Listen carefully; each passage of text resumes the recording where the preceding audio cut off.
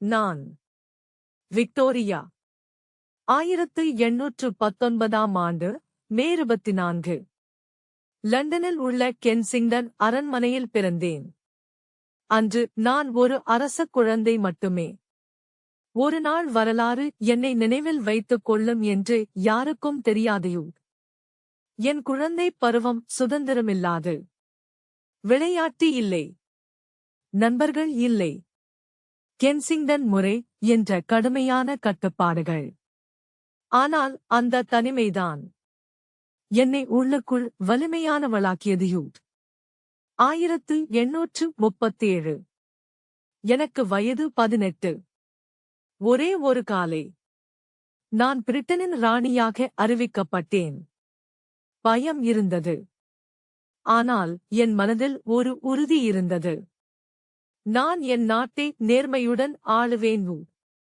நான் இளமையாக இருந்தேன். ஆனால் என் தோள்களில் இருந்தது ஒரு பேரரசின் பொறுப்பு. அமைச்சர்கள், பாராளுமன்றம், முடிவுகள். ஒவ்வொரு நாளும் நான் ஒரு ராணியாக வளர்ந்தேன். அவர் ஆல்பர்ட் என் வாழ்க்கையின் ஒளி. நான் தான் அவரிடம் மனம் கேட்டேன்.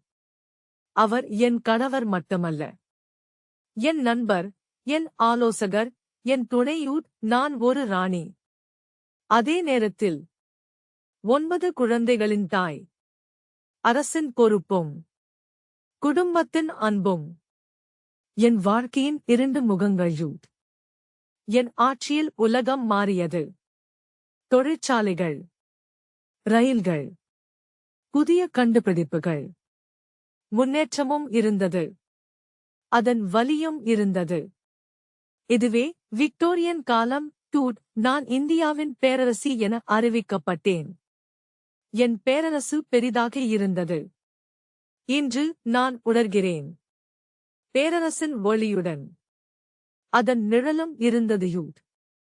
ஆல்பர்ட் என்னை விட்டுச் சென்றார். அன்று என் உலகமே நிறுத்தம் பெற்றது. கருப்பு உடை, மௌனம். என் இதயத்தில் நிரந்தரமான வலியூ. வலியிலிருந்து மெதுவாக வெளியே வந்தேன். மீண்டும் மக்களிடம் சென்றேன். ஏனெனில் என் வாழ்க்கை எனக்காக அல்ல, என் நாட்டுக்காக. 63 ஆண்டுகள். ஒரு மனிதரின் வாழ்க்கையில் ஒரு நூற்றாண்டு.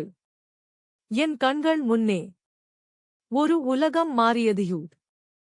1901 ஜனவரி 22. என் பயணம் அமைதியாக முடிந்தது. ஒரு சிறுமியாக தொடங்கிய என் வாழ்க்கை ஒரு பேரரசியாய் நிறைவடைந்தது. நான் விக்டோரியா. ஒரு மனிதி. ஒரு ராணி. ஒரு காலத்தின் பெயர். என் வாழ்க்கை முடிந்தது. ஆனால் என் வரலாறு இன்றும் பேசிக்கொண்டே இருக்கிறது.